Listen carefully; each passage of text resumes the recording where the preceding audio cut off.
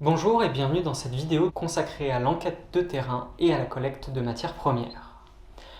Nous allons voir ensemble, premièrement, le concept d'enquête de terrain, puis comment réaliser cette enquête et enfin comment collecter de la matière première qui vous servira tout au long de votre projet. Alors effectivement, vous êtes normalement à la première des grandes étapes du programme, à savoir la phase d'immersion, dans laquelle vous allez chercher à vous plonger dans le sujet et à comprendre les relations entre les différents acteurs que vous avez pu voir et les problématiques qui sont liées à votre défi. Nous allons regarder ensemble comment conduire une enquête de terrain et surtout nous allons commencer par l'expliquer. Comme son nom l'indique, une enquête de terrain ou une enquête d'usage s'inscrit dans les méthodologies d'enquête mobilisées par des professions très différentes. On pense bien sûr aux policiers, mais aussi aux journalistes. Les urbanistes également réalisent des enquêtes de terrain, les sociologues, les ethnologues, et puis bien sûr donc les designers. Ces enquêtes de terrain et enquêtes d'usage présupposent donc un terrain, des acteurs et des usages à observer. À ce stade du projet, la phase d'immersion, l'enquête d'usage va vous permettre de vous immerger dans l'environnement que vous allez étudier et d'en capter les différents points de vue, les ressentis des différents acteurs et de rendre compte de leur expérience pour ne pas la fantasmer par la suite. Effectivement, c'est en fantasmant, en calquant des archétypes de conduite sur des acteurs que vous risquez de produire du déjà vu. Des solutions qui au final ne répondent pas aux vraies problématiques qui sont sous-jacentes et qui demandent une analyse plus approfondie. L'enquête d'usage va donc vous permettre de comprendre la situation, de définir également votre périmètre et votre niveau d'intervention, d'envisager l'ensemble des acteurs concernés et de leurs différents points de vue, puis de vous déterminer quel niveau, quelle granulométrie vous voulez aller travailler pour votre projet. Enfin, cela vous permettra de collecter des faits et des observations pour appuyer votre raisonnement et votre argumentation, notamment auprès des partenaires et des enseignants.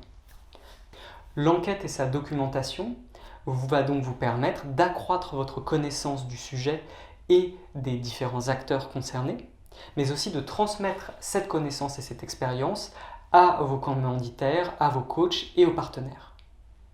Vous devez donc orienter votre investigation pour comprendre comment les écosystèmes dans lesquels vous êtes plongé fonctionnent, comment on pourrait les améliorer, voire même les remplacer ou les transformer.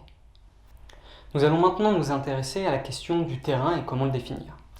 Comme nous l'avons dit préalablement, une enquête de terrain s'ancre sur un terrain.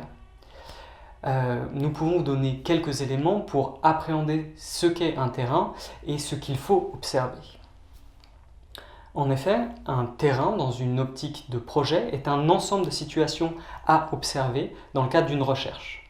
Il est précisément défini par un ou plusieurs lieux physiques qu'il va falloir aller arpenter, mais également par des lieux virtuels quand on pense aux services en ligne. Ça va être donc tous les sites internet, plateformes, applications. Un terrain est également défini par des temps donnés, c'est-à-dire qu'un guichet n'est ouvert que sur une certaine plage horaire, et donc on ne peut y accéder qu'à ces moments-là. Et puis enfin, un terrain, c'est également des gens qui réalisent des actions, qui ont des émotions, qui sont en interaction avec chacun des items précédemment cités, à savoir donc les lieux, les temps, les objets. Ce que nous allons observer dans une enquête de terrain, dans une enquête d'usage, ce sont les interactions entre ces différents éléments, à savoir qui fait quoi, quand, où et avec quel objet. On va vraiment poser un regard pragmatique sur les choses. Pour réaliser en tant que personne inscrite dans un projet, pour réaliser cette enquête de terrain, nous vous demandons de mobiliser à la fois des techniques d'enquête en sciences sociales que vous avez possiblement déployées pendant votre parcours à Sciences Po, à savoir des entretiens semi-directifs, des observations participantes ou non, mais également des outils plus spécifiques au métier du design ou de la sociologie qui vont s'intéresser en particulier aux usages, autrement dit à ce que les personnes font et vivent dans une situation donnée. Vous pouvez pour cela vous intéresser aux questions suivantes. Qui sont les publics concernés directement et indirectement par le service ou la problématique que vous étudiez? Quels sont leurs besoins et comment le dispositif actuel y répond? Comment n'y répond-il pas? C'est-à-dire quels sont les manques de la situation actuelle? Quelle est l'expérience du service pour chacun des publics? Celle-ci peut être très différente en fonction du public initial, entre des personnes qui peuvent avoir un certain niveau de culture administrative, un certain niveau de français, un certain niveau de maîtrise des outils numériques par exemple. Quel est le parcours de vie de ces personnes, de ces publics? Quel est le réseau d'acteurs sollicités, à savoir les agents de service public, les partenaires, les prescripteurs, les aidants? Dans quelle perspective le ou les services actuels ont-ils été conçus? Quelle a été, on va dire, leur éthique originelle qui amène à des choix techniques ou des choix fonctionnels spécifiques? Et donc, comment ces services fonctionnent? Pourquoi? Afin d'imager ce que peut être l'idée d'une enquête de terrain, l'idée d'une enquête d'usage, je vous renvoie au texte intitulé L'infraordinaire de l'écrivain Georges Perec, qui invite à réinterroger l'habituel, ce à quoi nous ne prêtons plus attention. L'habituel, le commun, l'ordinaire, peut être perçu comme quelque chose qui n'apporte rien, quelque chose de gris, de neutre, que nous vivons sans y penser. Pourtant, dans ces choses communes, ce qu'il appelle l'infraordinaire, on peut retrouver quelque chose de l'étonnement que l'on a pu avoir la première fois qu'on a été mis en face d'un téléphone, par exemple, d'un appareil qui est capable de reproduire et de transporter les sons. Les premières personnes qui ont été mises en contact avec un téléphone ne l'ont pas regardé comme une chose ordinaire, elles l'ont regardé comme une chose extraordinaire.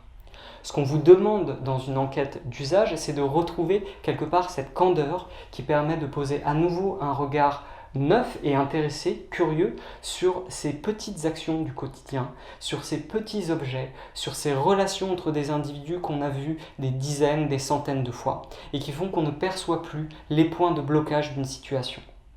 Ce qu'on vous demande dans cette phase, c'est de retrouver quelque part une capacité d'étonnement face à chacun de ces situations et de ces objets. De vous poser les questions de combien il faut de gestes pour composer un numéro de téléphone. Pourquoi est-ce qu'on compose un numéro de téléphone? Pourquoi est-ce qu'on trouve tel ou tel objet ou pas tel ou tel objet dans une situation? Qu'est-ce qui fait cette situation? Peu importe que ces questions puissent sembler triviales ou futiles, c'est vraiment ce qui les rend essentielles dans ce regard d'analyse sur des choses communes et des choses existantes, pour que vous puissiez justement interroger ce qui est établi et peut-être le transformer. En conclusion, pour mener à bien votre enquête d'usage, vous devez donc adopter une posture d'observateur curieux, sans réponse préétablie, sans conception des choses que vous observez. Deuxièmement, vous devez vous intéresser aux choses et aux gens, à leurs interactions. Adopter un regard pragmatique qui vise à comprendre comment ça marche, pourquoi est-ce que ça marche de cette façon et pas d'une autre, et de vous intéresser vraiment aux chaînes de fonctionnement, même techniques, des différents éléments que vous allez rencontrer. Pour cela, nous allons vous donner quelques conseils, notamment sur les façons de documenter et d'archiver ce que vous allez observer. Pour cela, nous allons nous intéresser à la question de la collecte de matières premières. Que ce soit au cours de vos journées d'immersion, comme plus tard dans le programme et tout au long du programme, nous vous demandons de collecter et d'archiver systématiquement ce que vous allez observer pour créer une première base de données dans laquelle vous allez pouvoir piocher tout au long du projet. Pour cela, vous allez mobiliser des outils de captation sonore et vidéo que vous avez tous dans la poche. Grâce à votre téléphone, vous allez pouvoir comme ça capter des fragments du réel, capter de la matière première. Nous vous demandons de ramener au minimum 3 images, 3 sons, 3 portraits, 3 verbatims, 3 séquences vidéo issues de vos premières journées d'immersion, que vous pourrez par la suite compléter. Il n'y a pas de limite à la collecte.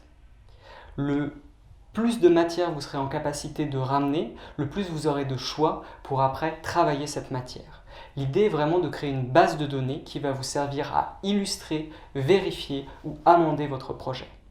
L'utilisation de ces technologies va vous engager également à mobiliser un autre regard que celui d'analyste. En effet, ces outils techniques, que ce soit la vidéo, la photo ou le son, vont modifier votre perception du monde, ne serait-ce que parce que vous le cadrez différemment. Et cela va vous permettre de décadrer votre regard et de peut-être vous aider à nouveau regarder l'infraordinaire, ce qui est habituel, ce qui est au-delà de notre perception commune des choses. Quelques petits conseils. Tout d'abord, il est nécessaire de produire beaucoup d'images et de sons car vous ne saurez pas lesquelles seront les bonnes et les plus utiles au bon moment. Deuxième chose, dans un projet, une enquête n'est réellement jamais terminée.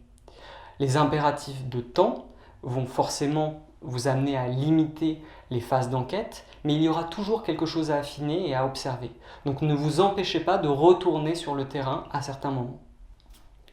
Vous l'aurez compris, cette enquête se compose donc d'une façon de regarder les choses, avec une posture spécifique en s'intéressant aux objets, aux gens, à leur interaction, et ensuite d'un archivage, d'une quelque part mise en bibliothèque de ces informations pour pouvoir ensuite y revenir. Vous avez normalement maintenant toutes les informations pour commencer ce travail, mais n'hésitez pas à solliciter vos coachs ou à vous connecter à l'une des séances de questions-réponses pour pouvoir avoir plus d'informations. Nous restons également à votre disposition par mail et l'ensemble des ressources, citations et liens vers les autres vidéos est inclus dans la description de celle-ci. A bientôt pour une prochaine vidéo.